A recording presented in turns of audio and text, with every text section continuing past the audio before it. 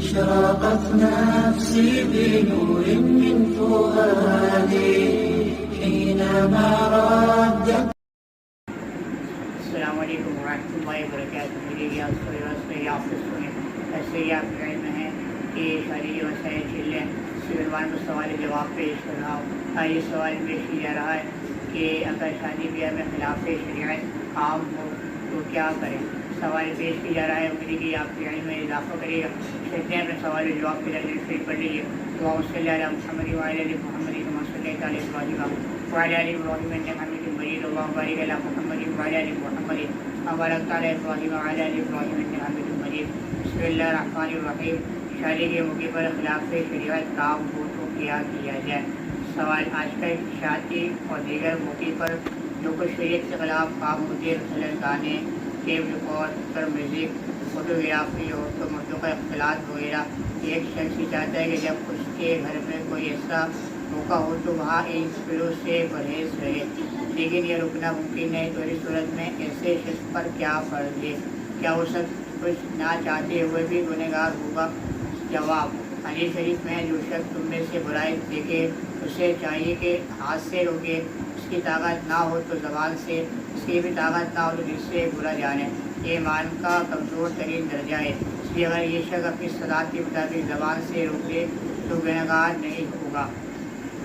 اس لیے آپ کو سہل محترم کی طرف سے بڑا ہم سوال پیش کیا جاتا ہے کہ عام طور پر ایسے ہی ہوتا ہے. دیندار حضرات ہوتے ہیں، دیندار طبقہ ہوتے ہیں، تو ہم کو کسی حدیث کے یہاں پر کسی فرینڈ یا کسی دوست کے یہاں پر کسی فرینڈ کے یہاں پر کسی جو کہ گہرا تعلق ہوتا ہے ان سے، مگر وہ ایک دیندار طبقہ نہیں ہوتا. اگر دیندار طبقہ ہوتا ہے تو ان کو انوائٹ کیا جاتا ہے اور اس کو معلوم بھی ہوتا ہے کہ یہاں پر اس لیے ایک دو چیزیں اگر آپ کو معلوم ہے تو کیا چیز ہے، اگر آپ کو معلوم نہیں ہے تو پھر آپ کو کیا لازم ہے. تو یہ کہ وہ شخص ہیں وہ چاہ رہے ہیں کہ پھر میں جو ہے میں شادی ہو یا ایسے یہاں بھی شادی ہو تو وہ ان چیزوں سے کس طرح سے پیش کیا جائے. اگر وہ اس پہ متحمل نہ ہو، اس چیز کے اوپر منع کا قادر نہ ہو تو وہ اس پہ وہ گنہگار ہوں گے یا نہیں ہوں گے. یہ سوال سارے مطلب کی طرف سے پیش کیا گیا. تو اس کو جواب بھی جا رہا ہے کہ حدیث کے نزدیک جسے آئے کوئی برا کام ہو تو اگر آپ کے اندر آپ کو ہاتھ سے روکنے کی طاقت ہو تو اس کو روکیے. اگر آپ کو ہاتھ سے روکنے کی طاقت نہ ہو زبان سے اس کو روکیں. اگر زبان سے بھی روکنے کی طاقت نہ ہو تو دل میں اس کو برا سمجھیں اور یہ ایمان کا آخری درجہ آتا ہے. تو یہ اگر آپ اس پہ طاقت رکھتے ہیں، ایسے شادی وغیرہ پروگرام وغیرہ میں آپ چلے گئے، آپ طاقت رکھتے ہیں، آپ کی بات مانی جاتی ہے، تو یہ کہ آپ وہاں سے آپ کیا اس کو روکے منع کر دیں.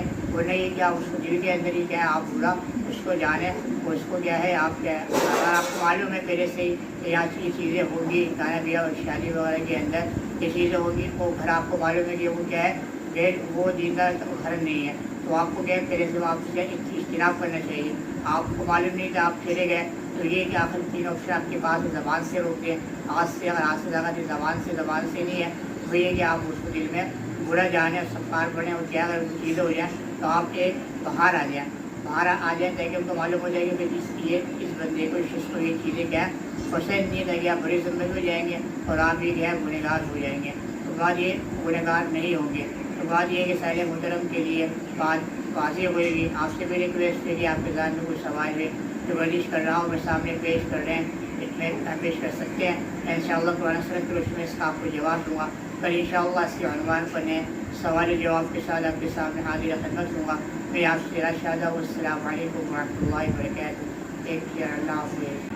اشرقت نفسي بنور من فؤادي